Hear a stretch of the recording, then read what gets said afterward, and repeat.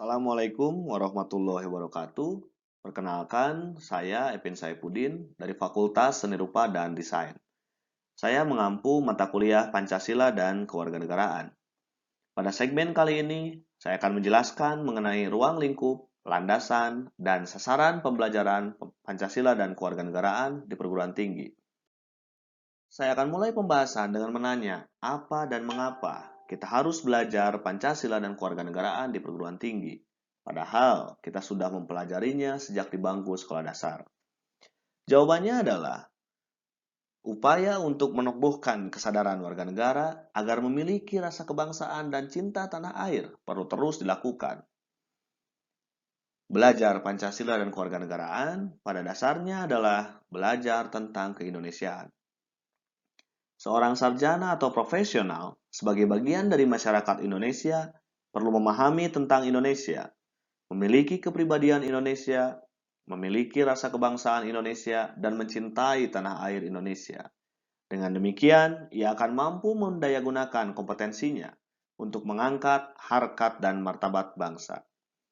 Substansi mata kuliah mencakup Pancasila, Undang-Undang Dasar Negara Republik Indonesia tahun 1945, Negara Kesatuan Republik Indonesia, dan Bhinneka Tunggal Ika, serta implementasinya dalam kehidupan. Sehingga mahasiswa diharapkan dapat menjadi manusia Indonesia seutuhnya.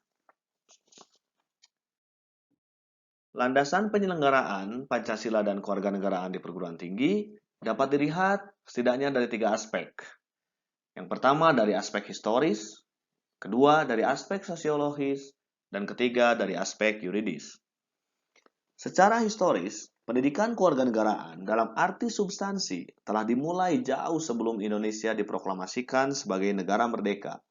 Dalam sejarah kebangsaan Indonesia, berdirinya organisasi Budi Utomo tahun 1908 merupakan cikal bakal tumbuhnya kesadaran sebagai bangsa, walaupun pada saat itu belum menamakan Indonesia.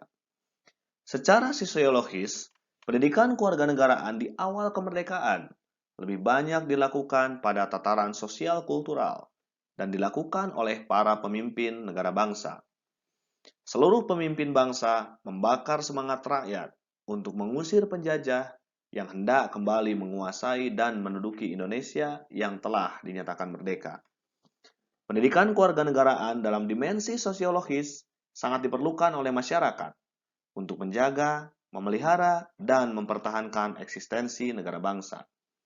Secara yuridis, kita dapat mencermati Undang-Undang Republik Indonesia Nomor 20 Tahun 2003 tentang Sistem Pendidikan Nasional. Di pasal 37 ayat 2b dinyatakan bahwa kurikulum pendidikan tinggi wajib memuat pendidikan kewarganegaraan.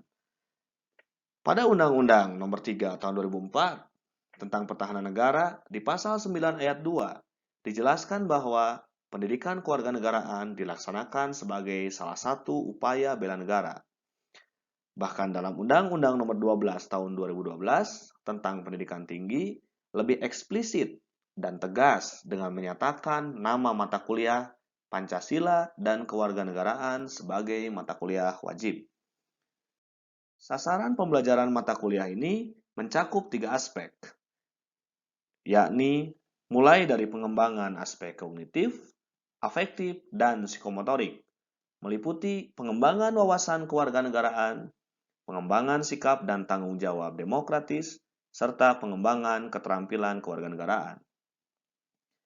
Adanya wawasan kewarganegaraan dan sikap serta tanggung jawab demokratis akan melahirkan kepercayaan diri sebagai sebuah bangsa.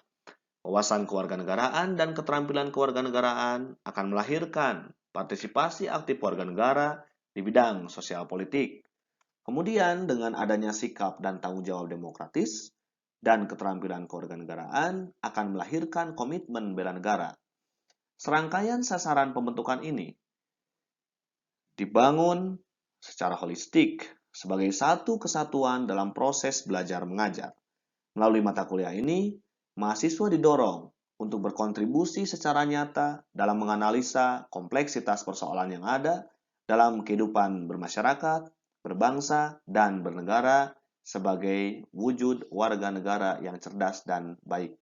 Demikian dari saya. Terima kasih. Wassalamualaikum warahmatullahi wabarakatuh.